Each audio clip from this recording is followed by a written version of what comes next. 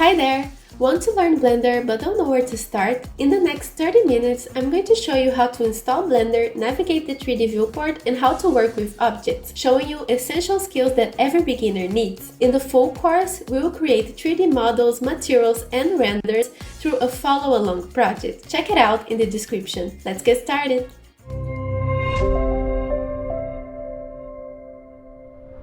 In this lesson, I'm going to download Blender and having a first look at the interface. I'm going to show you how you can manage your projects and what you need to get started. So we can go here to the top bar to download and click this button right here. Once you click download, you'll be redirected to this screen right here, where you can contribute to Blender. Since it is an open source company, you can donate monthly or one time if you want. So here on the top bar, if we go to download, and right here under requirements, if you have this computer's requirements, a keyboard with a numpad and a mouse with a mouse wheel, you are ready to get started. Also here under support, you can see Blender's documentations. If you have any doubts, you can search right here. Okay, so now my download is finished. So to install Blender is pretty easy. Just follow here next, choose your directory and click install.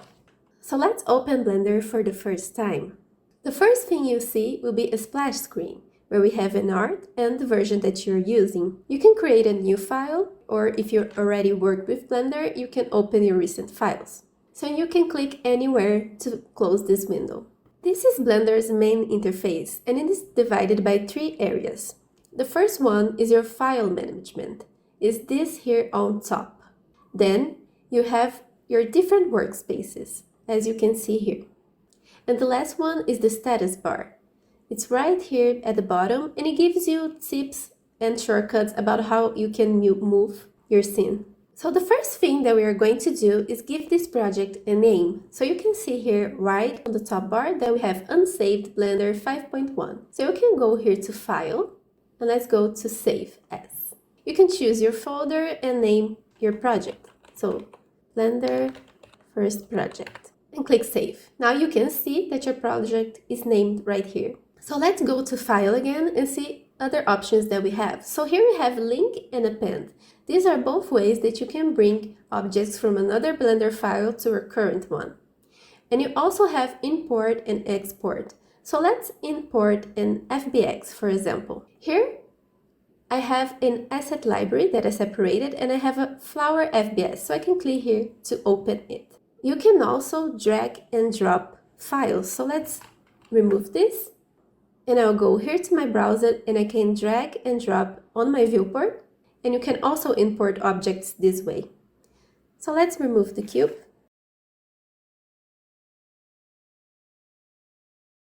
Okay, so now I have a flower in my project. Let's go here to the shading workspace. So you can see here that I have my model and I have some textures. If you can see right here, if I click Open Image, it directs me to the file where my texture is located. Now let's talk a little bit about file management. So if I save this file and don't bring my textures to another computer, for example, and go to open my .blend file, this flower will have missing textures. So let me show you an example. I have all my textures right here. So let's see if I move them, for example, in another folder. Now I saved, and I'm going to close this project. As you can see here, the flower turned into a bright pink shader, which is signaling that you lost your textures. So you can go here to File, External Data, and find Missing Files, go to the direct folder, and click. Now everything is reassigned automatically. So keeping this in mind when you are working with textures in Blender. Now, there's one more thing that I want to show you about file management on Blender. Let's say that I have this flower here on this blend file and I want to use it in another file. Blender has a system of libraries, so you can go here on Edit and Preference. You can see right here under File Paths that we have Asset Libraries. So let's create a new one. I'm going to use this one. So here you can see that we have a library. You have an import method. You can pack, you can append, which means that you can bring from another Blender file and be able to modify this object, or you can link, where you won't be able to modify it. Basically, that's it. So I have an asset library. If I go here, I can go to Asset Browser or click Shift 1. You can see that I have nothing here. Let's press T and go to our Asset Library. We already selected. So you can see there's nothing here. So what we need to do is to save a .blend file on that folder. So the first thing I need to do is go here to my outliner, my flower, and click at Mark as an Asset. And let's do the same thing for the material and mark as an asset. Now I will go to File, Save As, and save my file into the Asset Browser. I'm going to name it my flower. So now I'll open a brand new file on Blender. You can see unsaved. Perfect. And now let's go to the Asset Browser. You can see that I have some defaults here, but if I go to my Asset Library, you can see that I can bring my object here. So this is one way that you can use your Asset Library. So that was a quick overview of how you can manage your projects and files inside Blender. In the next lesson, we're going to learn a little bit more about Workspaces and how you can navigate your viewport.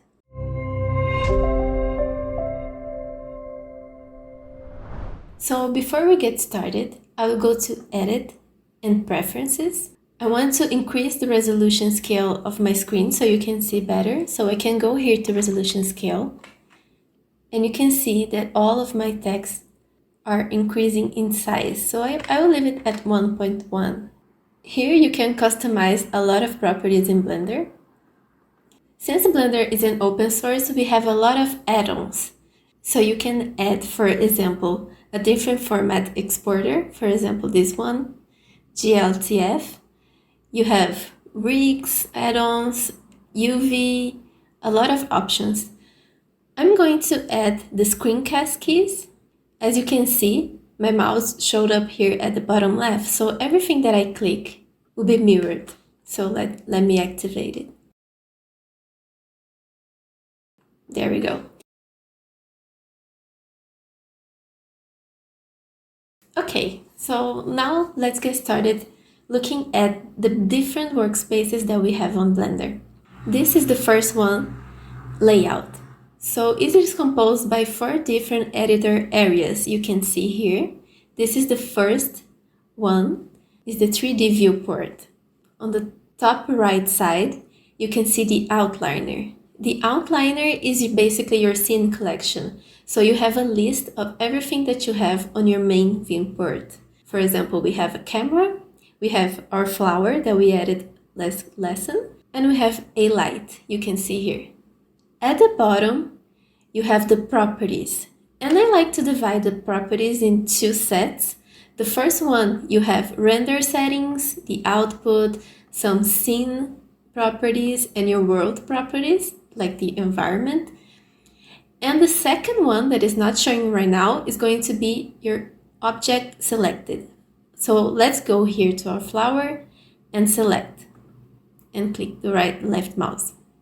So you can see that right before the collection tab, all of these properties got added. So we have our object properties, our modifiers that we're going to get into the next lesson, particles, physics, everything related to your selected object. So if we go here at the camera and select, you will see that this property changes. So keep in mind that this bottom part depends on what you have selected at the moment. And let's go to our final editor area right here below. So right now I'm going to show you how you can move around these editor areas.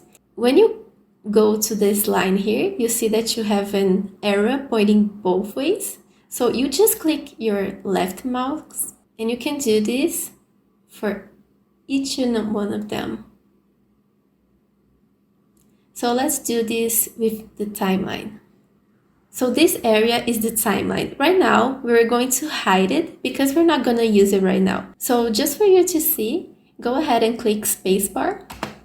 And you can see that your timeline starts to run. The starting frame and the end frame. So we can use this to do animations. Now I'll go ahead and click Shift and the left arrow to go back. And we are at number one frame. So to close, you can personalize each and one of these workspaces. So you can go here, right at the bottom, the top editor area, click and hold your left mouse and drag it down. So you can see here that it shows join areas. So what this is going to do is remove our last editor area, that is the timeline right now. So now we only have 3. So let's select our flower and let's take a look at the different workspaces that we have. So right beside layout, we have modeling, that you can see when I switch from one to another, it already switched to the edit mode. But we are going to see how we can edit meshes in the next lesson. So let's go to sculpting. You can see here all of your brushes that you have. Then we go to UV editing, that we're going to take a look later, but basically you can unwrap your mesh into a flat 2D texture surface to paint, like I have it here, or edit different textures. Then we have texture paint. Like I said, you can paint your texture. You already see how this is working. Then we have the shading one. This is our material shader, and these are our textures. Then we have the animation with the timeline that we had on layout. And then we got rendering. Here it's not showing anything because we need to press F12. And you can see that another window open here. But you can also see right here. So let's go ahead and close. In composition, you can grab your rendered image and add, for example, glare, bloom, vignette. You can add it here. And then we got geometry nodes, which is pretty exciting. It's a node-based procedural modeling function. And right here this is pretty exciting. Geometry nodes is a procedural modeling node-based feature. So yeah. And then we got even Python scripting. So as you can see, we have some advanced workspace and some more simple workspaces, but we're going to start right now with our layout. You can also add another workspace if you want. Let's go ahead, storyboarding. So here we have our sequencer and the timeline. So this is pretty exciting, and you can create your own. So let's go back to our layout workspace. So this is our 3D viewport. On the top right corner, you can see here that we have our gizmo. You have the x-axis, the y, and the z. So the x and the y represents here your floor. So as you can see here, we have positive x, negative, and positive y and negative. And your z is the up axis. In Unity, for example, you will have the z, it will be the y, for example, and your y will be the z. So keep in mind that Blender is a right-handed software. So let me do Ctrl Z just so we don't get confused. I'm going to go to the selection. Okay, so before we start moving our viewport camera around, I wanted to show you that you can go here to Gizmo and click your desired viewport. So here we have our front view, side view, and top view. And this you can control also with your numpad. So you can see here, if we press numpad 3, 1, and 7, we can alternate, and this rotates accordingly. And even in under view, you can see we have negative z. So let's go back to our numpad 3. Now, before we learn how to orbit our view, I want you to explain what is our 3D cursor. So you can see it right here on our 0, 0, 0, what this means, 0x, 0z, and 0y. We have our 3D cursor here. Let me show you. So if you go here to cursor, you can see that we can move it around. If I press Shift S right now, you can see that I have the option to move this cursor to grid, selection to egg, but I will do this cursor toward origin. And you can see that it moves exactly into the 0, 0, 0. So this is the pivot point of our scene.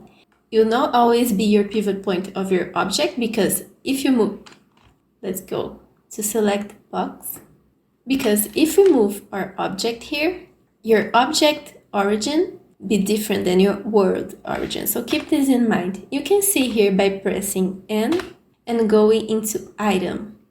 You can see here that the location of our object changed. If we go to 0, now it's exactly as the world. But we will take a look at this next lesson. So let's go back to orbit. So we can orbit by pressing the middle mouse wheel and moving our mouse around. You can see that as I did this, our viewport was changed from an orthographic to a perspective view. So let's do this again. This is controlled by pressing the 5 on your numpad. So you can switch from perspective to orthographic view by pressing 5.